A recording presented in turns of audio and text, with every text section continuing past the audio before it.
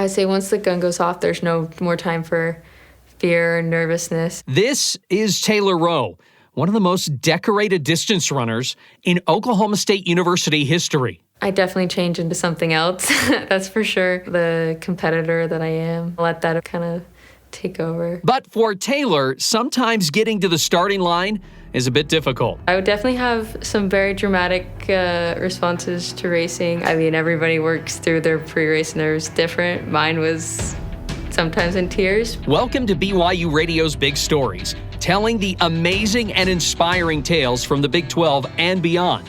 I'm your host, Cleon Wall. In this podcast episode, we'll detail how Taylor used her legs and internal drive to overcome doubts before each race. This is Trust Yourself with Taylor Roe. Our kids were all pretty active and athletic and did stuff, and we encouraged them to do things outside. It would surprise no one that T and Jen Roe's children grew up with athletic genes. We met at the University of Washington. We both had track and cross-country scholarships, so we ran there. I probably enjoyed running more than T did. I was always in love with basketball. I had a brother that was a very, very good basketball player. Always wanted to be a good basketball player, but when it came right down to it, I could either go and try to play junior college basketball or I could go run at a D1 level. And so the choice was pretty clear to me.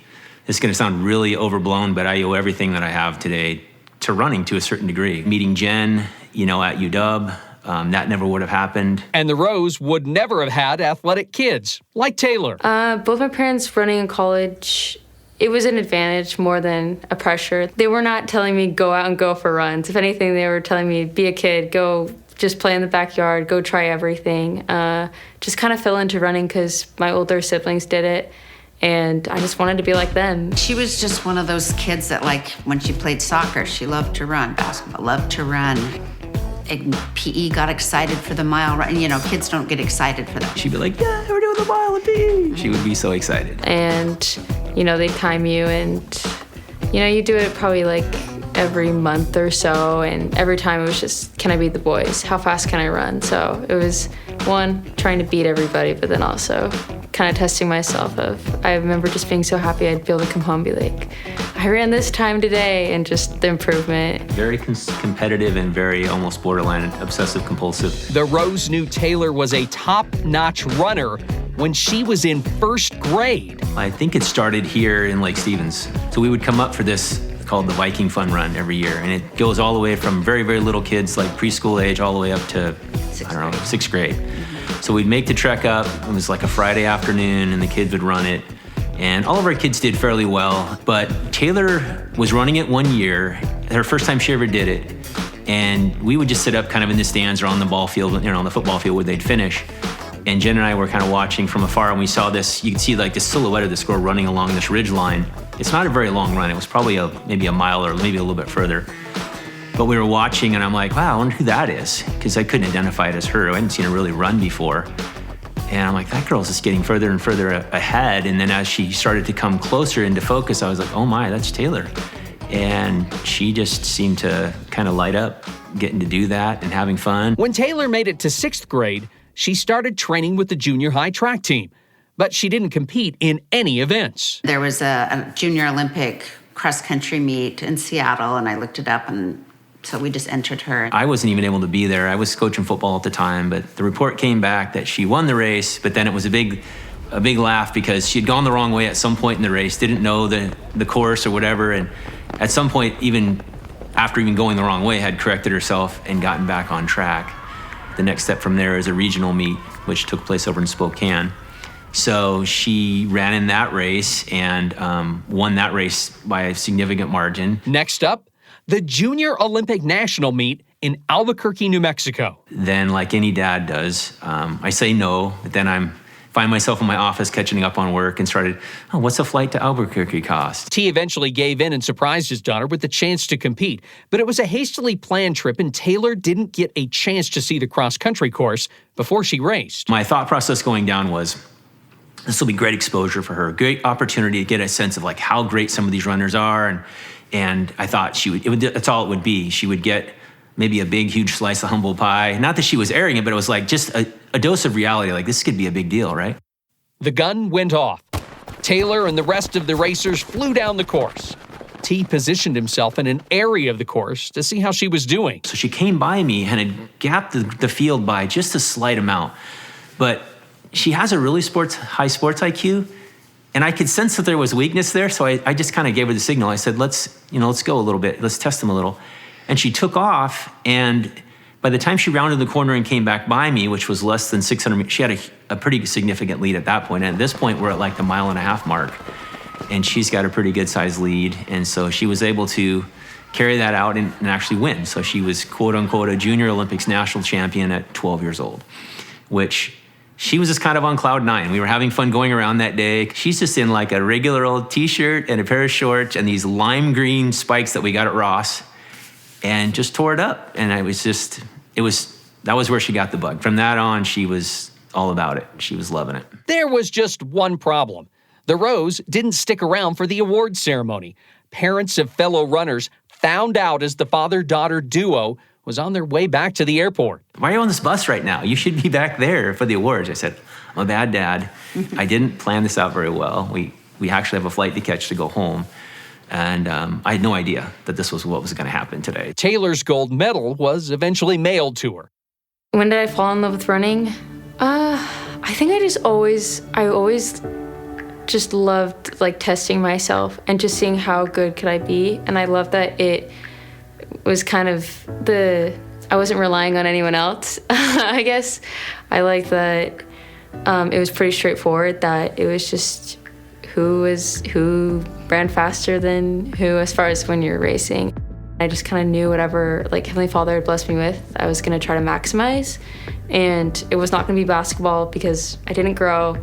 Not insanely athletic in that way. I would say I view it as a gift of Heavenly Father. Taylor used that gift to get the attention of college coaches across the nation. Taylor was really a high-level athlete at 8th grade, 9th grade, 10th grade. She was amongst the best in the country for her age group. Dave Smith is the director of track and field at Oklahoma State University. And so she caught our attention. I always keep my finger on the state of Washington. And for good reason. Dave is originally from the Evergreen State. When I was a sophomore in high school, Taylor's dad was a senior, and we ended up at the state meet together, and he won the state meet and I was second. But I beat his longtime rival. Coach Smith used that to his advantage when recruiting Taylor. Colleges will send recruitment letters often, like it's just like a generic card they send to like hundreds of recruits. But this one stood out to me because it was a handwritten note.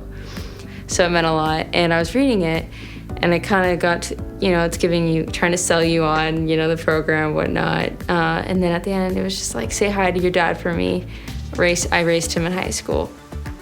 And I looked at the name Dave Smith. And now Dave Smith is not a unique name whatsoever, but I told my dad, I was like, this Dave Smith guy says that he knows you. I don't know, it's in a card, and he looked at the card, and he's like, Dave Smith. And so in my office, I have some photographs from when I was in high school and some collegiate photos, and I pointed to the podium on the state track meet when I was in high school. I see this guy right here? That's Dave Smith. And because I didn't know where he was, I didn't know anything about, where he'd ended up. Of course, I did all my Google research before I said, this is the guy. She said, oh, that's interesting. Honestly, without like even that, I don't know if I really would have looked at Oklahoma State as seriously. It just kind of like stood out to me. At the time I really got involved in recruiting her, she was struggling athletically. Her career took a turn for the worse, and she was not, all of a sudden she was not receiving the same attention she had before. She had struggled a little bit, wasn't, the top kid in the nation anymore. And Dave was like unwavering. I still believe in this kid. This kid's gonna do great things. I think that opened her up to someone who was paying attention and wanted to talk to her and sort of say, what's going on? What's happening? What do you think's going on? It gave her an opportunity to maybe say things out loud that she didn't get a chance to say or no one ever asked her. And I think that maybe helped her sort through some things and helped me get an idea of who she was and how she would deal with adversity. And the more I talked to her, the more I liked her. I'm just thankful they took the time to write a note, and then because I pretty much knew from my first phone call with Dave Smith that was the coach I wanted to run for. He showed that he extended that hand to her and built that bond with her. And I think she was He was her ride or die from that point forward. Like, they had that bond. She came here, and her first cross-country season was, I would give her a C. It wasn't terrible, it wasn't great, but it was, we were thinking, well, we got some time. And during the inter-track season, she started to improve, and I'd say maybe she's a C+, B-, and looking like she was about to get going, and then COVID hit. And probably that was a great thing, because it gave us all a reset, it gave her a chance to develop. She came back the next fall, and she was a different athlete. One time we decided to try the steeple, because again, in that year we thought, I don't know if you're ready to be a national contender in the 5K. The steeple is the easiest path. I attempted to be a steeplechaser my second year of college. And by attempt, I mean I did one race and one race only of it.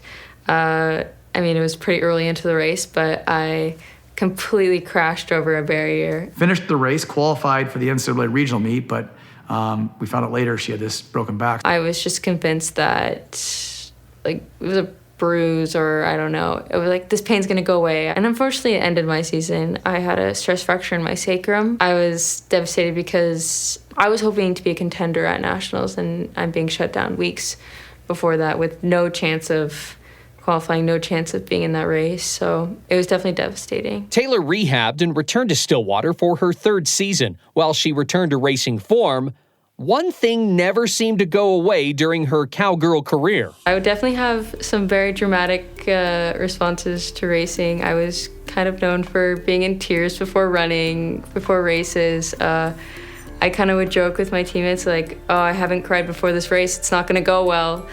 I think that's just because I cared so much, so deeply about what I was doing, and I think just like the nerves, the energy, crying was kind of my release, which, everybody works through their pre-race nerves different. Mine was sometimes in tears.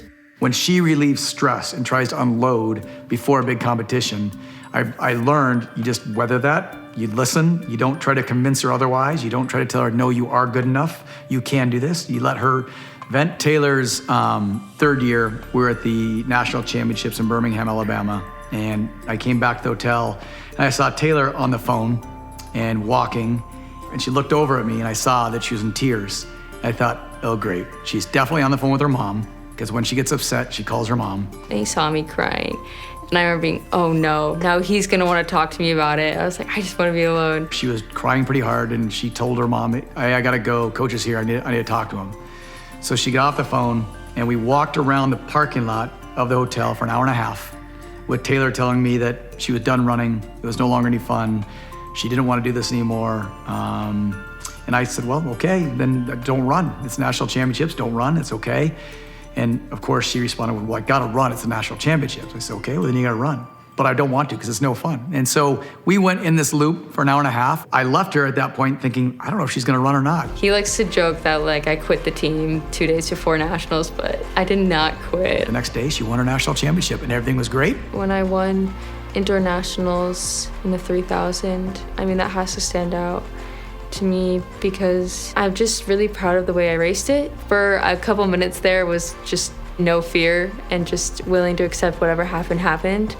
In the race, I took a risk by going to the front and pushing pretty far out from the finish. And by the end, people were catching me, and I was able to kind of hold on and still have saved a little bit something for the end. And she came over and gave me a hug, and it was as if that never happened. I said, hey, remember yesterday we walked around for a year and a half and you were gonna quit? She goes, oh, I didn't mean that, I wasn't serious. Taylor went from being on top of the world to not qualifying for nationals the following season. She had a big decision to make going into her final year of racing eligibility. For me, it was like, okay, am I gonna run professionally? Am I gonna try to go to grad school, earn a master's? Am I gonna go into a different professional career? And I was kind of faced with, is running gonna really work out for me or not? I had to kind of face reality, and I just decided to rededicate myself and just give it kind of one last really hard push and just know that I have one more year guaranteed left to do this.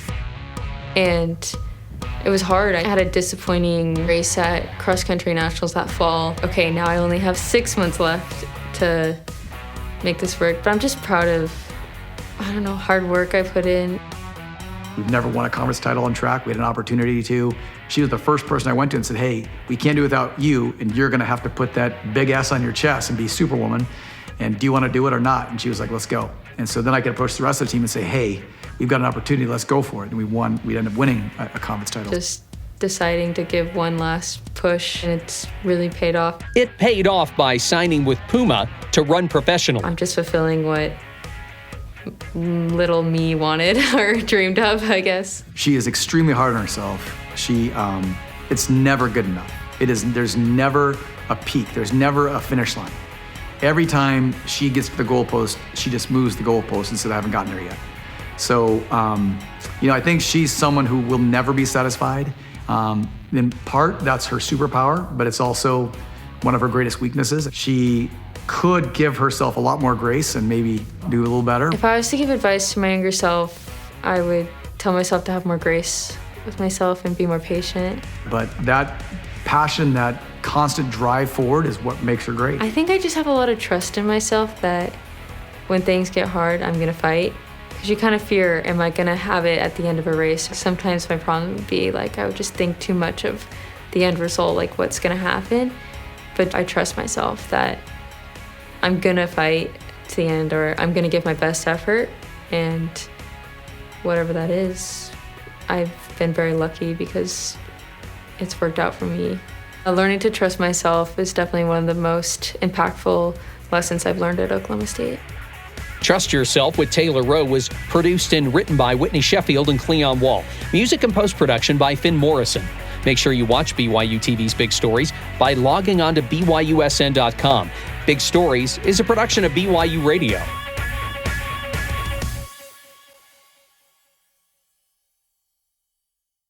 Hey everyone, Cleon Wall here again. I'm inviting you to check out another BYU Radio podcast. It's called Deep Blue.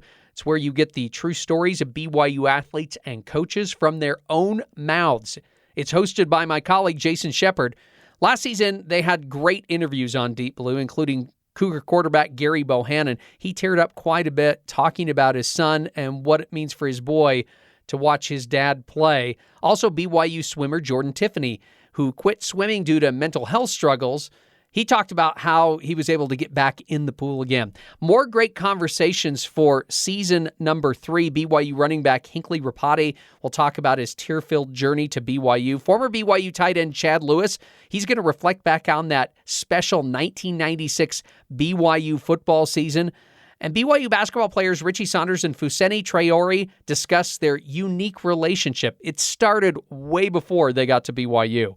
Please subscribe and listen to Deep Blue with Jason Shepard wherever you get podcasts, or check it out on the BYU Radio app.